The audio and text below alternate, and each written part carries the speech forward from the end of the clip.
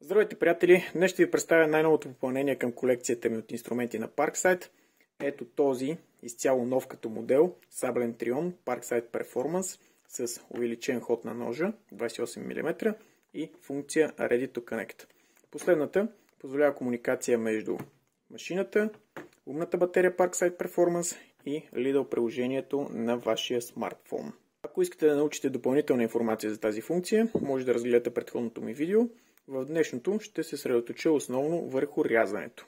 Машината все още не е пусната в продажба, но очаквам в най-скоро време да се появи по магазините, като съдейки по езиците върху тази опаковка.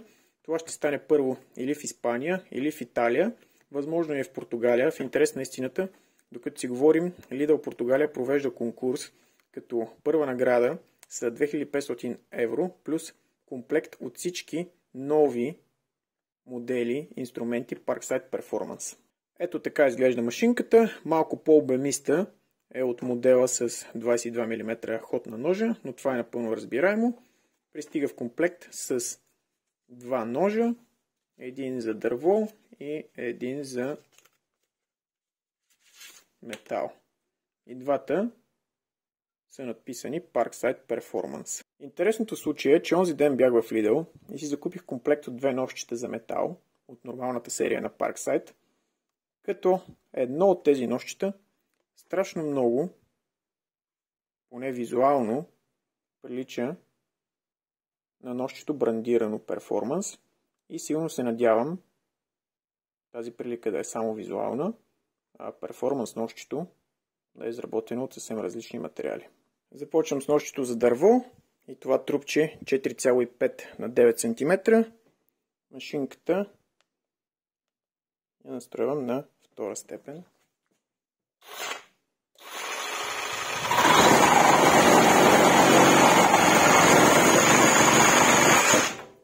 Нека пробваме и с друг вид трупче 7 на 7 см.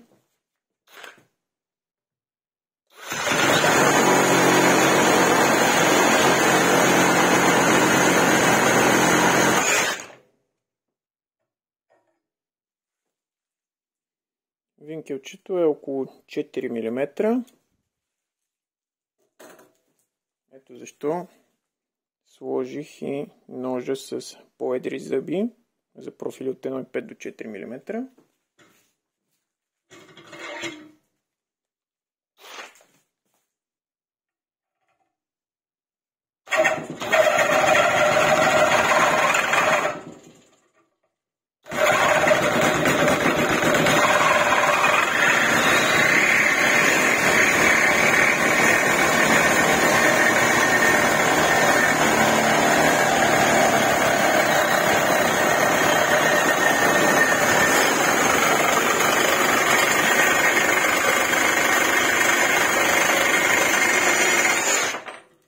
И както виждате, успях да видя сметката на немалка част от ножчето.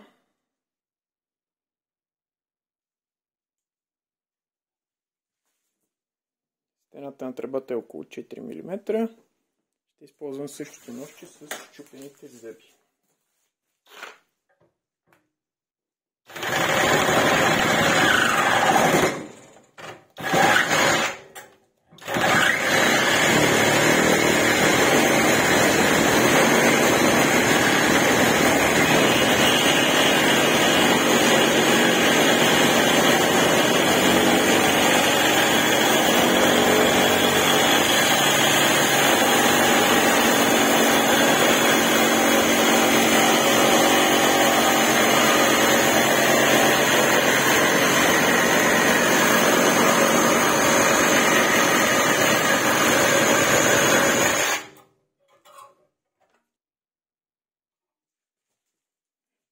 Профила е дебел 10 мм на 6.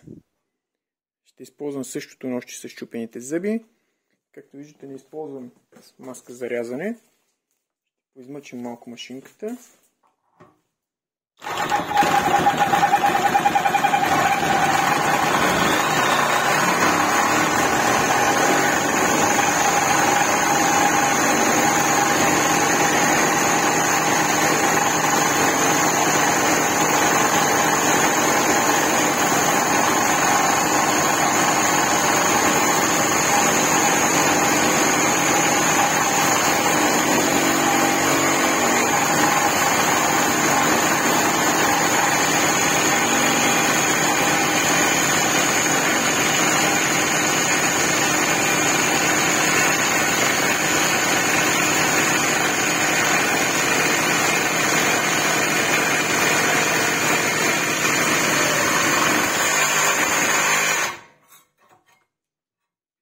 Така, нещо типично за Parkside, нещо недоизкусорено.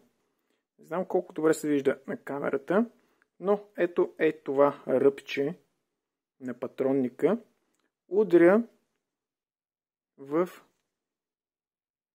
гумираната част на машинката. Ето тук, дори удря малко в стъкълцето на светодиода и най-вероятно с течение на времето, когато този луфт на машината се увеличи още повече, това удряне ще стане още по-голямо. Ами какво да ви кажа, приятели, сами видяхте, машинката е доста мощна. При рязане на по-дебели метални профили е леко неприятна за работа. Вибрациите са просто огромни. Единствените случаи, когато успях да я претоваря, бяха началните моменти на рязане, когато притисках ножа прекалено силно към предмета на рязане. В резултат се задействаше Overcurrent Protection на мотора. В процеса на рязане така и не успях да я претоваря. При всички предмети, които рязах, натисках силно надолу с цел точно да претоваря мотора. Това не се случи, което е една добра реклама за Parkside. Има някои недоискусорени неща, като патронника, който закача леко светодиода и тази гумирана част ето тук. Защитата на електромотора от прах и стърготини. Всъщност такава защита липсва. Можеха да сложат някаква метална мрежичка на отворите за въздух или филтър, но такива неща липсват. Като цяло мисля, че е доста сполучлив продукт за Parkside. Като за финал искам да отбележа, че следващата седмица по това време очаквам 40 волтовия акумулатор на Gushlife на Parkside. Да, онова животинче с двете батерии и диск 230 мм. Така че следете канала от време на време или най-добре абонирайте се. Чао за сега и до нови срещи!